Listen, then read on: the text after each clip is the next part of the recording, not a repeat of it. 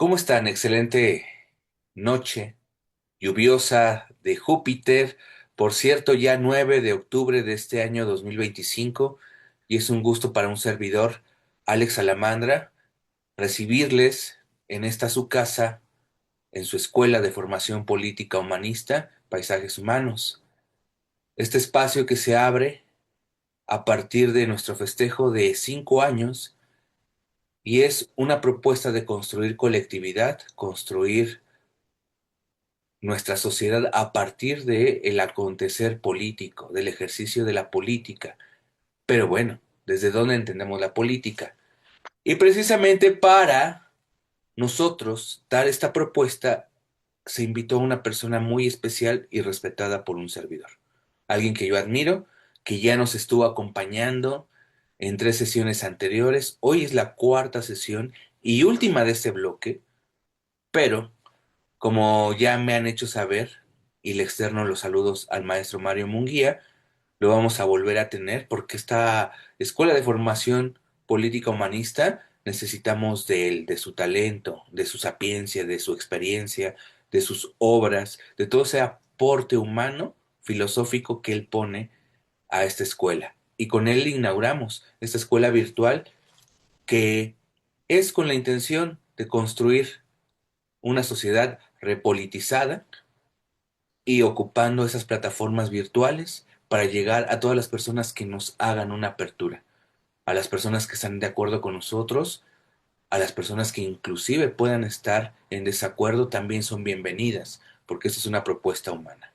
Y bueno, como ustedes ya saben, estamos viendo y observando la política y el poder para el bien social, una obra del maestro Mario Munguía, que les hacemos nuevamente la invitación a que vayan a su portal mariomunguia.com y ahí ustedes van a encontrar la obra, además de otros ensayos, otras obras poéticas, otras obras pedagógicas, de el documental que tiene el maestro, también a tener acceso a toda esa propuesta teatral, literaria que tiene el maestro Mario Munguía Ávila.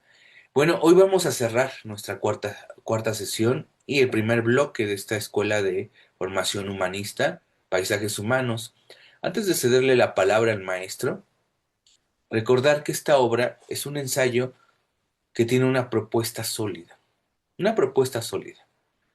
Yo durante estas 3 emisiones anteriores me he podido sentir, percibir, como si nosotros concibiéramos al poder como un espejo, pero ese espejo va a reflejar la verdad de la humanidad. Algunos nos vamos a reconocer, otros quizás nos vayamos a esconder, porque reflexionar el poder es una experiencia humana, no solamente entenderlo como estructura. El maestro Mario Munguía, en sus 2 capítulos de política, y que es el primer capítulo de su obra, y el segundo capítulo, que es el poder, nos va a ofrecer una mirada que va a trascender los límites de la academia. Él ya no lo propuso, inclusive la sesión número 3 él ya abrió de esa manera. Hay que ir más allá de la academia para internarnos en esos laberintos del alma política, entenderla de esta manera.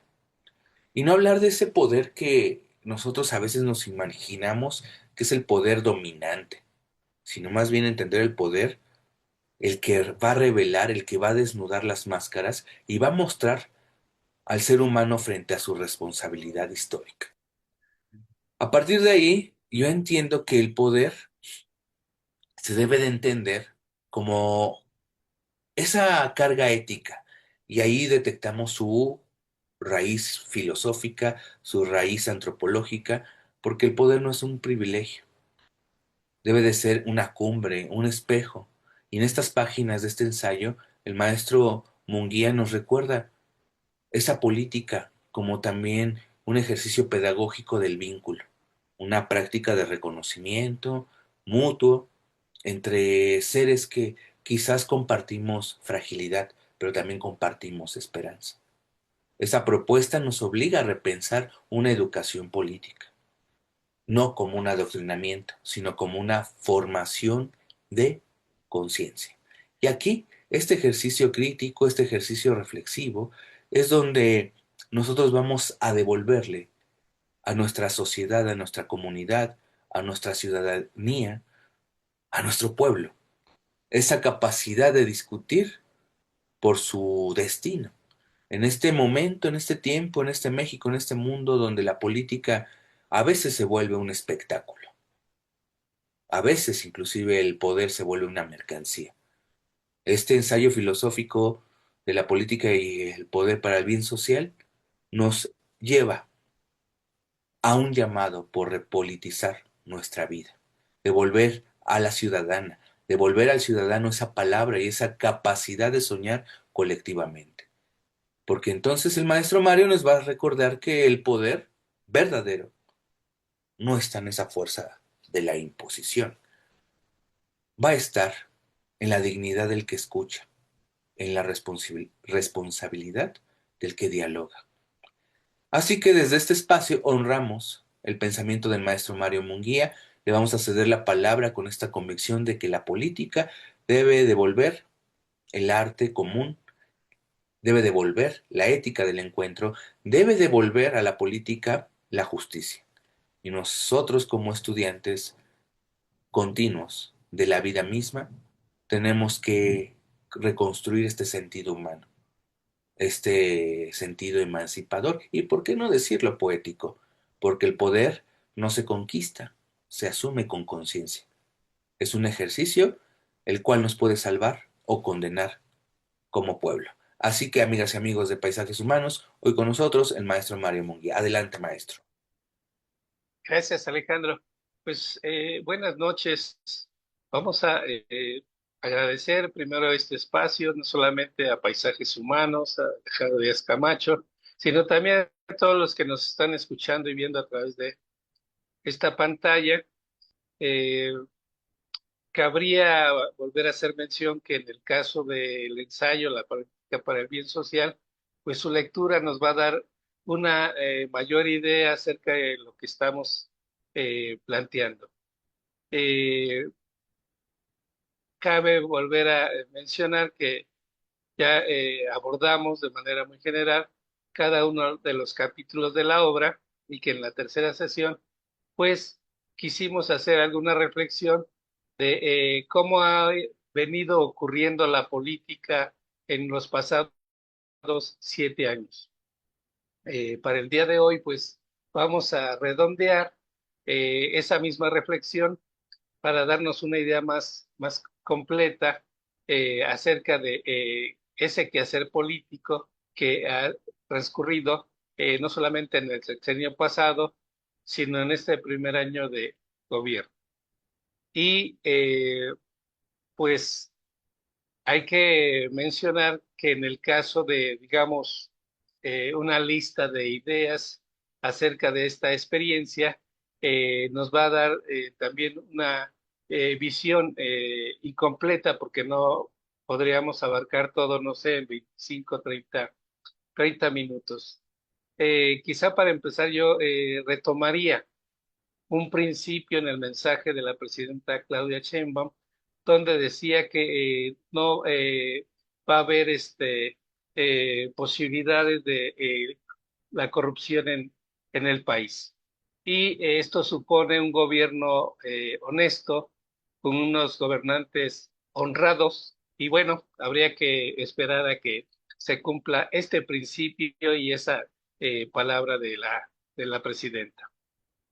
También cabe mencionar que, no sé, el día de ayer, el día de hoy, se anuncia una ley sobre lo que sería eh, el paso de las mercancías por las aduanas y no es necesario que lo sepan, pero por ahí se supone que había o hay una fuga de 1.400.000 millones de pesos y que con esta nueva ley de aduanera se supone que esa evasión fiscal ya se va a evitar y de algún otro modo esos recursos pasarían al beneficio de la sociedad. Esto supone que en relación a la política hay que tomarlos en cuenta. Quizá habría que mencionar para los que no tienen ese conocimiento que la presidenta también el año pasado amplió los derechos de las mujeres. Quizá habría que darle una buscadita ahí en el internet. Y esto supone también pues un cambio en la política, un cambio en los derechos. Ahora le falta a la sociedad, ahora le falta a las mujeres, no solamente conocerlos, sino también de defenderlos, ejercerlos, llevarlos a su vida cotidiana, porque no todo va a llegar desde el poder. También quisiera hacer mención que, por ejemplo, en el caso de los jóvenes, todos sabemos que uno de sus derechos no solamente es el estudio, sino también alguna beca económica para poder realizar esos estudios, pero es aquí donde empieza un poquito, no sé, la problemática. Y ahorita quizá podamos verlo en la exposición que voy a realizar el día de hoy para pues analizar un poquito la propuesta del ensayo, pero también este ejercicio del poder en estos 7 años pasados.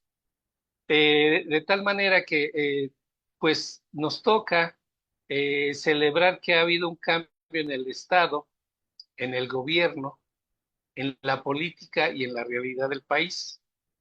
Habría que precisar sus logros, también exponer sus limitaciones y plantearnos como propósito construir un país con bienestar para todos los mexicanos. Si en el 2018 no se hubiera logrado tal cambio, no me podría imaginar a dónde hubiera ido el país. Entonces, pues asumamos que el país cambió y fue para beneficio de los mexicanos. En política se puede aplaudir lo logrado. El gobierno sirve a la sociedad, pero la sociedad aún requiere un mayor beneficio para los habitantes. En política se requiere un cambio de fondo. Sucede que si al llegar al poder tal o cual partido, así gobierna para tal o cual clase, pero de lo que se trata es que la política sirva para el bienestar de la sociedad. Y de ahí ya no se trata de que el partido llegue al poder y siga gobernando para los intereses de una clase, sino para el beneficio de todos. Ese es el cambio que se propone en el ensayo. Y ese es el cambio que aún falta en la cuarta transformación. En política también ocurre que tal o cual gobernante, por su partido o su ideología, se plantea gobernar a su manera, que en el fondo resulta nada más que buscar el beneficio de su clase, pero de lo que se trata es que los gobernantes, sin importar partido ni manera de pensar, sirvan para el beneficio de los mexicanos. Si lo checan en los periódicos, esto pasa a diario en el país. Si leemos una noticia de tal o cual municipio o de cual o tal gubernatura, sucede que ellos siguen gobernando de manera particular para unos cuantos. Y de lo que se trata es que la política pues sirva a todos. Lo mismo con el gobierno federal o la presidencia en el país. En economía, cabe aplaudir que en este año se ha recaudado medio billón más de impuestos que se destinarán al beneficio de la sociedad, pero habría que mencionar que en el país transita por un déficit de billón y medio de pesos, dado que nuestros gastos aumentan y el pago de impuestos se mantienen como hasta ahora. Quienes menos tienen pagan más y quienes más tienen pagan menos. Me refiero a los impuestos. A esto hay que sumarle que el pago de la vida social en la cultura y en los medios de comunicación requiere, pues, que se cumpla con un aumento de impuestos, sobre todo para los grandes empresarios mexicanos y extranjeros, puesto que otro de nuestros asuntos en la economía es la deuda que rebasa los 2 billones de pesos con el FOBAPROA. Por otro lado, tenemos factureras que siguen libres de falsificar pagos de impuestos que benefician a los empresarios que recurren a semejante delito y que se sustrae una riqueza de hasta 1.400.000 pesos, por lo menos. De tal manera que esta defraudación fiscal, pues no la ha remediado Hacienda. La pregunta no es por qué no lo ha hecho, sino cuándo lo hará. Pues resolver los problemas que se han planteado en la economía van a subsanar la falta de recursos para sacar adelante el desarrollo social del país. ¿Sí? No los podemos seguir arrastrando. Por eso habría que mencionar que la ley aduanera va a tratar de recuperar esa fuga de 1.400.000 pesos que se llevan, no sé, eh, pues los empresarios, los comerciantes, los traficantes de mercancías, en fin. En economía se ha señalado por el gobierno actual que busca el beneficio de todos. Ahora se trata de los diversos actores de la economía contribuyan con su respectivo pago de impuestos para sostener el gasto del gobierno, el gasto de la sociedad y el gasto de los propios partidos para que haya un mayor beneficio para los mexicanos. ¿Qué es lo que sucede en la economía? Que los trabajadores son los que siguen sosteniendo con sus impuestos dicho gasto y los grandes empresarios mexicanos y extranjeros siguen aumentando sus riquezas a costa del trabajo y el pago de impuestos de la sociedad. ¿Qué se necesita?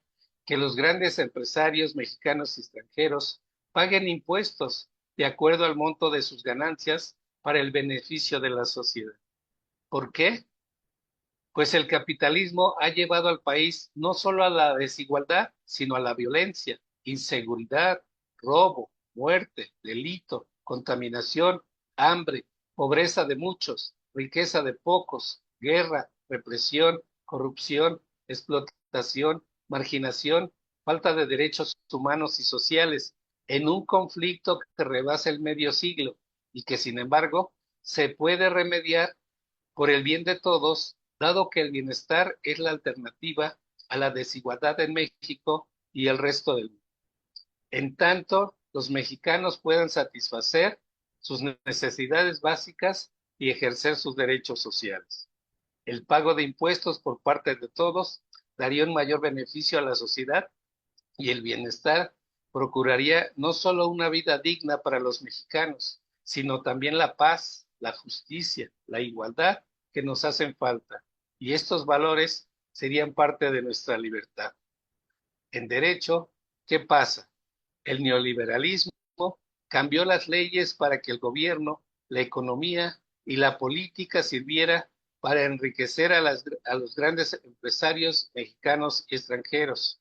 Ahora se trata de que las leyes cambien a favor y en beneficio de la sociedad. Esos cambios son en la política, la economía, el gobierno, el derecho, la ecología, la educación, la salud y, bueno, en algunas otras actividades como la propia cultura. En cultura, el año pasado aumentó el presupuesto, pero creo que sigue abajo de darle más recursos a los promotores culturales. En este tema, les pediría revisarlo para saber si mejora la vida cultural del país o si sigue afectada, como ocurrió con el gobierno pasado, que le dio menos recursos a las actividades culturales. En cultura, con el neoliberalismo, perdimos los cines, los teatros y hasta las plazas públicas donde se efectuaban eventos artísticos para el disfrute y el entretenimiento de la sociedad. Y a la fecha, tales espacios no se han recuperado y habría que hacerlo por el bien de los mexicanos. Y dicho sea de paso, por la salud y la educación de los mismos, pues la cultura contribuye a mejorar dichos derechos. En la Ciudad de México, a pesar de la mejora de la vida cultural de los capitalinos, también se sufre del cierre de espacios tradicionales dedicados a la cultura, como pudiera ser el Foro Alicia o el Bar del Capi, por mencionar dos lugares de los que he oído. Dicho esto, para mencionar que necesitamos más espacios culturales y que en el país se pudieran crear, organizar y conservar por la cultura para el beneficio de la sociedad, dado que la cultura que prevalece es la del beneficio de unos cuantos capitalistas mexicanos y extranjeros. La cultura daría pie a una ética del ciudadano y de la ciudadana para el beneficio de los demás. Los ciudadanos y las ciudadanas están acostumbradas a actuar en su beneficio personal, de grupo o de clase, de manera individual o colectiva. Es decir, dada la política que prevalece en el país, pero de manera personal, podrían actuar por el beneficio de los demás y de manera colectiva por una política que sería para el bienestar de la sociedad. Así como se aprecia la ética, no es una cuestión de una conducta para el bien, sino que los valores y las acciones serían parte de la vida política en el país. Con lo dicho hasta aquí, hemos terminado de ver la obra de la política para el bien social. Habría que repasar lo que nos falta para abordarlo en una siguiente ocasión. He de decir nuevamente que el ensayo no es una obra libresca para la sapiencia de nadie, sino una reflexión sobre la política y un pensamiento para la acción de parte de los interesados. Que la política sea un medio para el logro del bienestar de la sociedad. Dicha obra, a su vez, requiere un diálogo en la sociedad y con el gobierno, un diálogo con los actores políticos, sociales, económicos, culturales del país para construir el bienestar que hace falta a los mexicanos, dado que el capitalismo solo significa más riqueza para los capitalistas locales y foráneos y más pobreza para los mexicanos.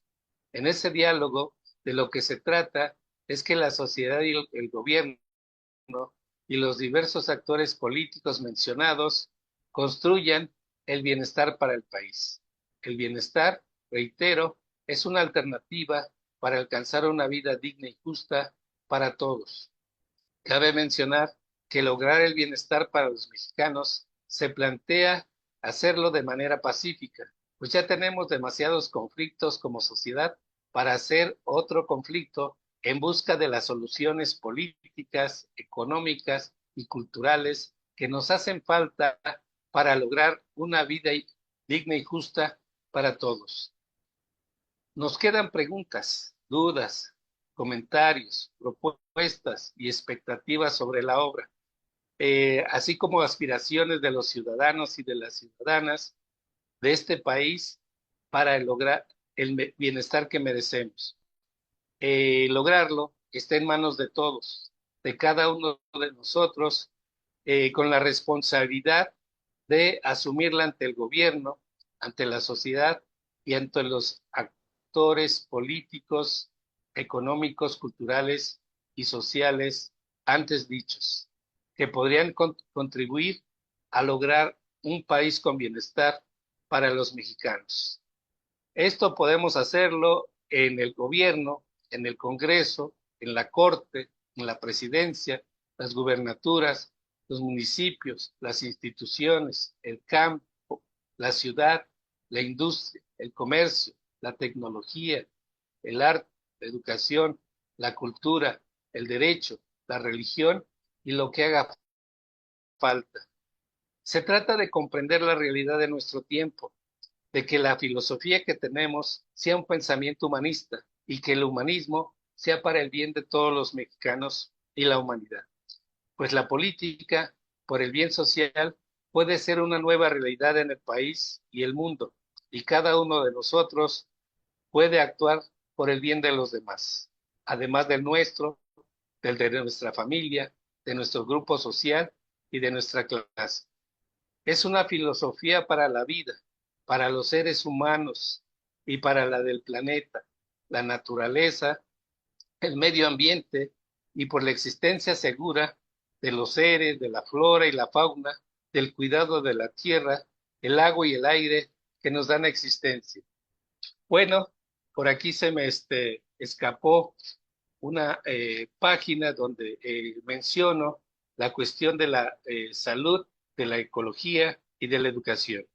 En la vida social, los mexicanos aspiran a la salud y la educación y la cultura, por decirlo menos, y en cada ámbito se busca mejorar tales derechos. Esperemos que el programa de salud casa por casa a desarrollar en el país tenga un logro para todos los mexicanos y que en este proceso las instituciones de salud como el IMSS y el ISSSTE contribuyan con sus aportes a la salud de los mexicanos. Para ello, en educación, el programa de alimentación de los estudiantes ha retirado de las escuelas el consumo de los productos chatarra y alguien comenta que ahora se trata de retirarlos de las calles, pues afuera de las escuelas los comerciantes siguen vendiendo dichos productos y afectando la salud de los consumidores, que son niños, adolescentes y bueno, personas adultas. En cuestión de la ecología, el discurso oficial habla de cuidar el medio ambiente, de proteger la naturaleza y preservar la vida humana en el planeta.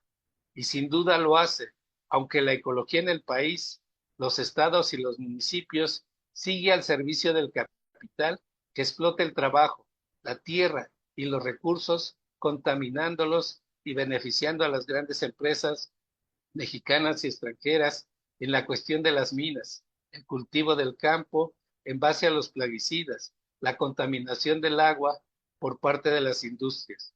La ecología del país demanda procesos efectivos que no contaminen el medio ambiente y dañen la vida de las personas, de la flora y de la fauna, además de la tierra, el agua y el aire que respiramos. Se trata de cuidar el agua, que ésta sea un derecho humano y no una mercancía del capital, que la política ecológica beneficie a la sociedad, que no se sigan cultivando el campo con sustancias dañinas a la vida humana y a la flora y a la fauna, además de contaminar la tierra, el agua y lo que nos rodea. En el caso de la cultura y también del derecho, se trata que las leyes no les permitan ni al gobierno ni a los gobernantes, pues seguir sirviendo solamente a los intereses del capital. Se trata de que el bienestar llegue en los municipios, en los estados y en todo el país.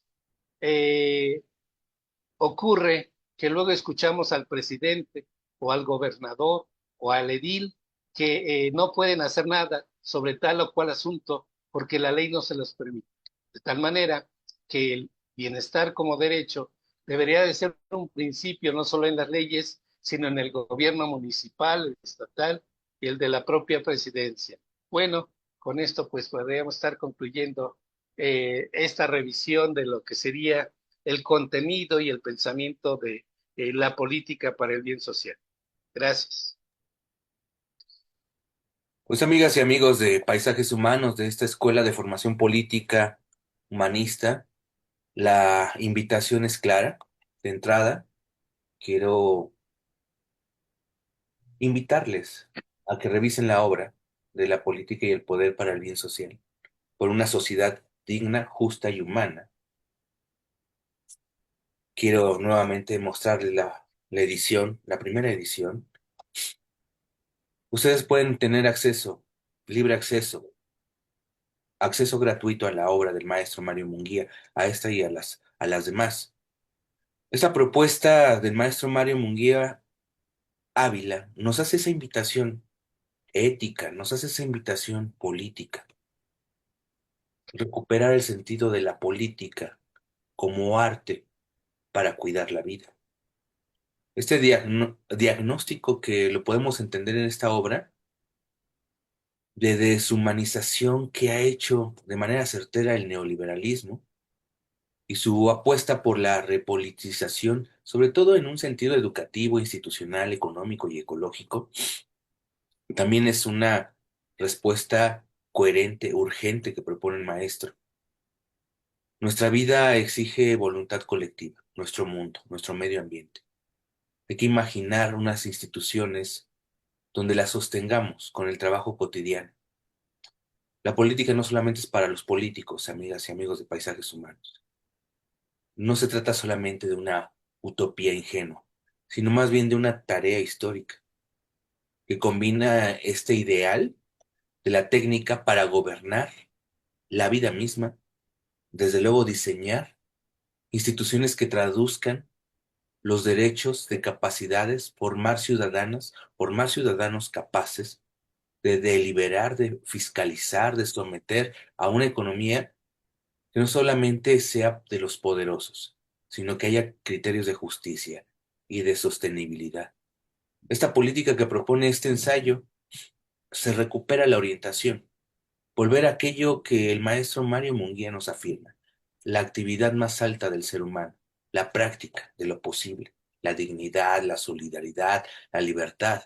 Y entonces esta utopía dejará de ser una mera ensoñación para hacer un sueño, un proyecto compartido. Maestro, muchas gracias por ser parte.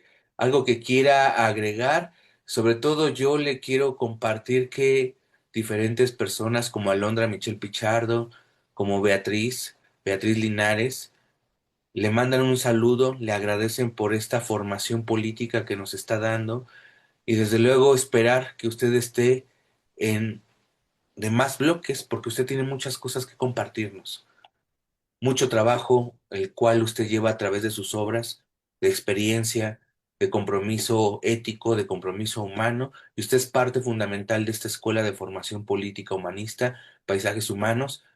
Por eso abrimos con usted, porque lo digo públicamente, si a alguien yo le he aprendido a tener estas posturas humanistas dentro de la filosofía, dentro del activismo cultural, es al maestro Mario Munguía, a usted. ¿Algo que quiera agregar antes de cerrar? Pues gracias a todos, saludos a Michelle, a Beatriz y a todos los seguidores de este programa. Muchas gracias. Yo cierro con lo siguiente, amigas y amigos de Paisajes Humanos. El poder no es para mandar, no está para eso solamente.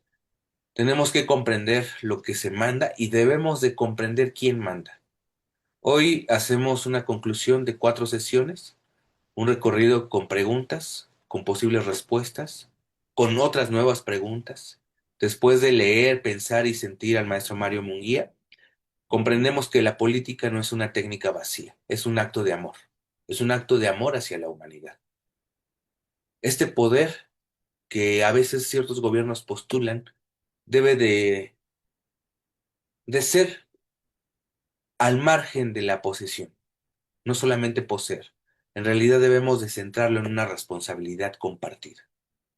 Quienes habitamos las ciudades, el país, los pueblos, las serranías, todo nuestro México. Porque, ¿qué pasaría de nuestra sociedad si fortalecemos la cultura política?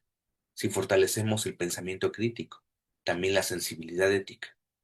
Toda forma de gobierno se vuelve un teatro de sombras, si nosotros sabemos darles luz. Su propuesta del maestro Mario Munguía es hondamente una propuesta mexicana que nos invita a despertar de esa anestesia ideológica, insisto, a mirar de frente a la historia, a construir una ciudadanía emancipada, capaz de pensar, disentir y de crear futuro, siempre con el respeto que me ha mostrado el maestro. Porque eso se trata esta escuela, esta propuesta de formación política, repolitizar la vida, pero en un sentido profundo. Hay que devolverle a la ciudadanía la conciencia del poder creador. Este trabajo inspirado en el poder y en la política, que son los capítulos que yo me voy con todo el libro, desde luego, pero con estos dos, porque el poder no busca elogiar solamente.